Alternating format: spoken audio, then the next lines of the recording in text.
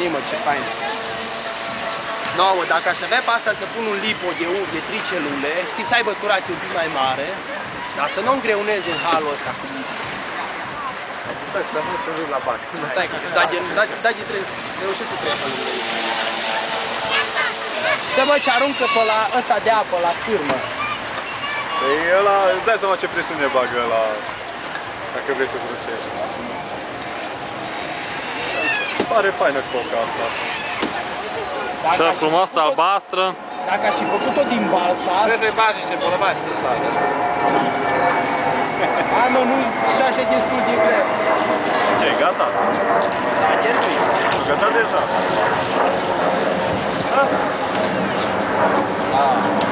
Ce, gata bateria? Nu, mă, până ia viteză, mă.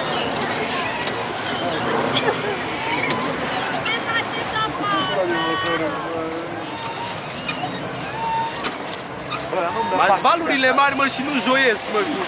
Ia, nu băiați. Păi pe aia? Hai, e undă deja. Nu mai faceți valuri, că răsturnați barca așa mea, nu-i cu...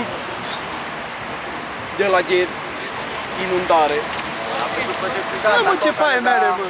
Hai un pic de asta să fac.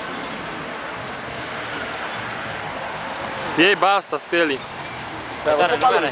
Nu, gata. Ce? Ai văzut pe ale cum are? Nu. E albă. Da? Bă, ce aruncă, Hai, mă, albă, dar ai văzut zăpățită, mă. nu ai văzut, mă, cât Mai vrei să-ți filmezi, mă? Da, mă, să filmează, mă, dă-i pace, mă. Toată acum un prieten, un aparat foto, nu mă pricep. Chiar, nu?